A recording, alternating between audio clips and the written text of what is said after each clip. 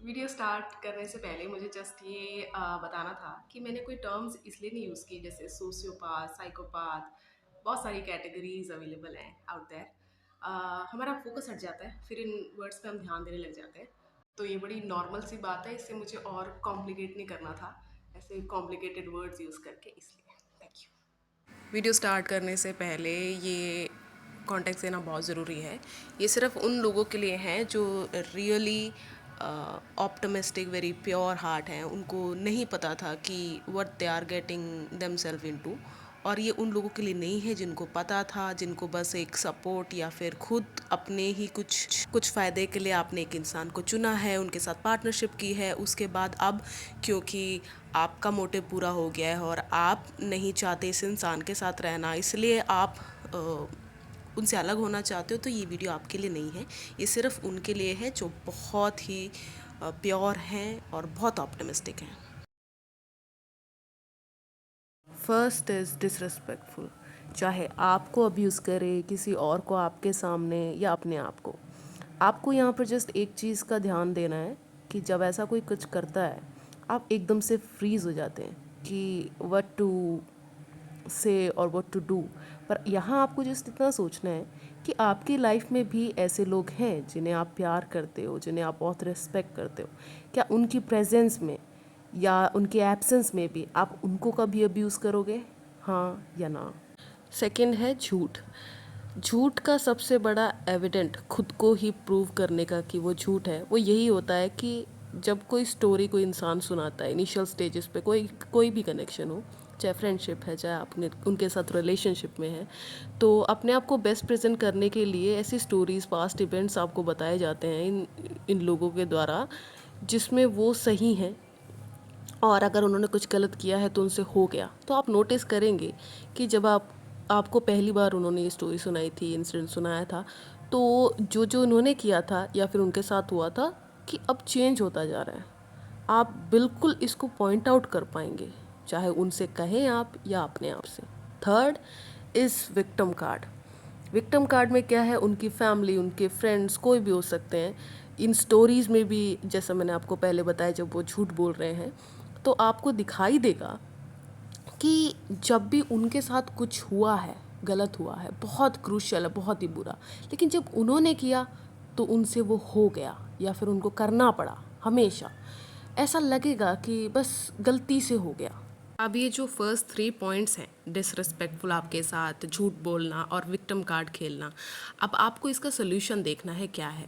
उसके लिए आपको ये चीज़ समझनी पड़ेगी कि ये जो पर्सन है वो हमेशा कॉमेडिक वे में आपको डिसरिस्पेक्ट करेगा।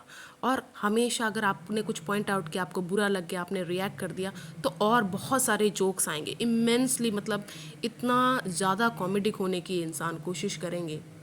और जैसे ही इन्होंने देखा कि आप उनके जोक से कन्विंस नहीं हुए, तो जल्दी से सेल्फ क्रिटिसिज्म शुरू कर देंगे। एग्जाम्पल, मैं बहुत बुरा इंसान हूँ ना, कैसे तुम मुझे झेलोगी या झेलोगे, मैं तुम्हें कितना डिस्टर्ब करता हूँ, स्टिल तुम मेरे साथ हो। तो आप क्या करोगे, आप एक स्टेटमेंट दोगे कि कोई बात नहीं, मैं समझती हूँ या समझता हूँ तुम बहुत ही बुरे पास से गुजरे हो, तो ऐसा हो जाता है। तो एकदम से आपको पॉजिटिव रिस्पॉन्स आएगा, क्या कि अब मैं बदलूँगा या बदलूँगी। तो आप सोचेंगे इसमें सोल्यूशन क्या है। सोल्यूशन इसके बाद आएगा। आपको अब इनके स्टेटमेंट्स या फिर नेक्स्ट प्रॉमिसेस का वेट नहीं करना है, आपको इनके एक्शंस पे ध्यान देना है कि इस इंसान ने ऑलरेडी आपको प्रॉमिस कर दिया है कि, और एडमिट किया है, एक्नॉलेज किया है कि they are a disturbing element in your life, still they are trying to change themselves. तो आपको यहाँ पर सिर्फ उनका एक्शन नोट करना है, उन्हें 50,000 मौके नहीं देने। Fourth point is isolating. This is very important, और ये काफ़ी डार्क भी चला जाता है किसी किसी केस में, क्योंकि इसकी शुरुआत बहुत पहले से हो जाती है, लेकिन हमें ये चीज़ फील नहीं होती क्योंकि हम खोए रहते हैं उनकी स्टोरीज़ में। जो जो उन्होंने बताया, जो हमें लगता है कि काफ़ी ऑनेस्टी से बताया, तो हमें काफ़ी फ्री महसूस होता है, काफ़ी सेफ़ महसूस होता है उनके अराउंड। तो ये इसीलिए हमें समझ नहीं आ पाता, क्योंकि उन्होंने ऑलरेडी अपने ऐसे फ्रेंड्स जो जिन्होंने उनको धोखा दिया, और उनकी फैमिली जिन्होंने उनको समझा नहीं, वो ऐसे ऐसे रेफरेंसेस हमें दे देते हैं कि हमारे साथ, क्योंकि हर फैमिली में झगड़े डिसएग्रीमेंट्स तो होते ही हैं, वो उनके साथ उन्हें कनेक्ट करने लग जाते हैं और धीरे धीरे कब हम ही अपनी फैमिली अपने फ्रेंड्स के खिलाफ हो जाते हैं हमें नहीं समझ में आता।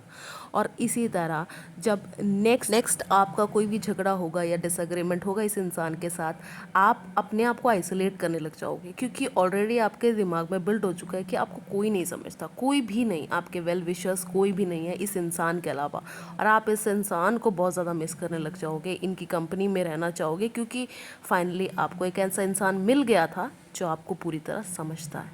फाइनल पॉइंट है कार्विंग, यानी कि आपको जैसा वो चाहते हैं वैसा बनाना, वैसा मोल्ड कर देना, क्योंकि ऑलरेडी आप आइसोलेट भी हो चुके हैं और आप उन पे पूरी ट्रस्ट भी करते हैं, उनकी पर्सनैलिटी पे भी। ड्यूरिंग द कनेक्शंस आपने अपने गोल्स, ड्रीम्स और विशेस ज़रूर शेयर किए होंगे, क्योंकि हम ये बहुत नॉर्मल सी बात है, हम सब करते हैं। तो अब उनका जो मेन टारगेट होता है आपको उस चीज़ से बाहर निकालना, अपने अलाइनमेंट से बाहर निकाल के उनके अलाइनमेंट पे लाना। ये 3 स्टेजेस पे होता है। सबसे पहले आपको बेवजह ही इमोशनल सपोर्ट मिलेगा, जैसे तुम मुझसे कुछ भी शेयर कर सकते हो या कर सकती हो, मैं तुम्हारे साथ हूँ, कभी भी धोखा नहीं होगा तुम्हारे साथ, मैं जब भी होंगी तुम्हारे साथ या होऊंगा तो तुम मुझ पे पूरी तरह ट्रस्ट कर सकती हो, मुझे सब कुछ बता सकते हो, मैं तुम्हारे साथ हूँ हमेशा। सेकेंड स्टेज है, जैसे आपने शेयर कर दिया उसके बाद आपको कैसा सपोर्ट मिलेगा, दैट इज़ स्पेसिफिकली अगर मैं कहूँ तो जैसे आपने कुछ स्टार्ट किया अपना बिजनेस या आइडिया, आप कुछ करना चाहते हैं स्टार्ट, अगर बहुत ही क्रिटिकल स्टेज में है, मतलब जहाँ पर आपका डाउन पीरियड चल रहा है या फिर इनिशियल स्टेज पे है, जस्ट आपने शुरू किया है, तो it's very easy for them to manipulate you, क्योंकि वो आपको सिर्फ प्रैक्टिकल पॉइंट्स बता के आपको बिना इमोशनली सपोर्ट किए पॉइंट्स देंगे। एग्ज़ाम्पल जब आप वल्नरेबल हो के आपने खुद ही उनसे कहा होगा कि ये चीज़ सही से नहीं चल रही है, या फिर जो भी मैं कर रहा हूँ कर रही हूँ वो इम्प्लीमेंट सही से नहीं हो पा रहा है, या अच्छे से वो सेल नहीं हो पा रहा है, तो आप काफ़ी उसके लिए डाउटफुल हो जाएंगे, आप बहुत नर्वस हो जाएंगे। तो वो आप ही का जो आपने सेल्फ एनालाइज किया है वही डाटा आपको दिखा के आपको उस चीज़ से बाहर लेकर आने की कोशिश करेंगे कि आप इस चीज़ को फॉलो कर लीजिएगा, लेकिन क्या इससे कोई आपकी अर्निंग होगी, ग्रोथ होगी? नहीं। और अगर आपको ऐसा कुछ चाहिए कि पहले आप इसको असाइड रख दें और कि मैंने आपके कुछ टैलेंट्स नोट किए हैं, मैं आपको उसके रिगार्डिंग या फिर उसके अकॉर्डिंग कुछ मौका दे सकती हूँ या दे सकता हूँ, तो आप बिल्कुल वेलकम है आपका। और मॉनेटरी सपोर्ट भी आपको मे बी साइमल्टेनियसली भी हो सकता है, मिल सकता है, या आपके डिसाइड करने के बाद भी दिया जा सकता है। And money is something we all are looking for, we all want in our lifes, बहुत डिफरेंट रीजंस के लिए, तो आप उसको मना भी नहीं कर सकते। And when it is coming from a person who you can believe already yours, तो आपका शक की कोई गुंजाइश ही नहीं रहती है। तो इस तरह इसकी जो फाइनल स्टेज होती है वो स्टार्ट हो जाती है फिर से इमोशनल सपोर्ट देना, यानी कि जब जो उन्होंने आपको बताया, जब आपने उसको एक्सेप्ट कर लिया, उसके बाद आपको वापस से इमोशनल सपोर्ट, और यहाँ पर आपको फाइनली लगेगा कि ओके आप एक सही रास्ते पे फाइनली जा रहे हैं, पहले आप गलत थे। एंड थैंक गॉड कि ये पर्सन आपकी लाइफ में है जो very kind, he is a very he और she is a very helping person, जो जिन्होंने इतना समय निकाला आपको समझने में। फाइनल एक बोनस पॉइंट है, वो है असिस्टेंट। एक्चुअली मैंने ये सरकास्टिकली लिखा है, ये होते हैं पार्टनर्स इन क्राइम टाइप, जो उनके फ्रेंड्स होते हैं या कुछ भी, जो उनके गलत को भी सही ठहरा देते हैं या उनको सपोर्ट करते हैं। अब हर केस में उनके फ्रेंड्स गलत होना ज़रूरी नहीं है, क्या पता उनको भी नहीं पता हो कि आप लोगों के बीच में क्या चल रहा है, कौन सही है कौन गलत है। तो आपको ये डिस्टिंग्विश सिर्फ एक पॉइंट से करना है, आपको पहले ये चेक करना है वो इंसान सिर्फ उनकी तरफदारी करते हैं, सिर्फ उनकी सुनते हैं और जस्ट उसी बेसिस पे आपको गैस लाइट या फिर ब्लेम करने आए हैं, या फिर आपकी भी सुनते हैं, आपकी बात को समझते हैं और एक मिडिल ग्राउंड में आके डिसीजन लेने में हेल्प करते हैं। जो खुद को नहीं जानता भटकता वही है। तो अपने आप को आप जितना जान जाओगे कोई आपको मैनिपुलेट नहीं कर सकता। अपनी बॉडी को जान जाओ, उसको क्या क्या पसंद है, क्या क्या झेल सकता है। यहाँ पर थोड़ी आवाज़ आ रही है। शुरुआत आपको फिज़िकली ही करनी पड़ेगी, उसके बाद बंदा इमोशनली और मेंटली उससे इंगेज हो जाता है, जिससे वो दोनों भी स्टेबल हो जाते हैं। और एक लास्ट बात, थिंकिंग पॉजिटिव और बिलीविंग इन पॉजिटिव दो अलग चीज़ें इसलिए हैं क्योंकि जो बंदा ये सोचता है कि थिंक पॉजिटिव मतलब वो सिचुएशन में रहते हुए ही ऐसा सोचता है कि बस मुझे सही से सोचना है, शायद मैं गलत हूँ। लेकिन बिलीव इन पॉजिटिविटी का मतलब होता है कि आप उस सिचुएशन से निकलने की हिम्मत रखते हो ये सोच के कि okay something better will be for me out there. इसे भी आपको माइंड में रखना पड़ेगा।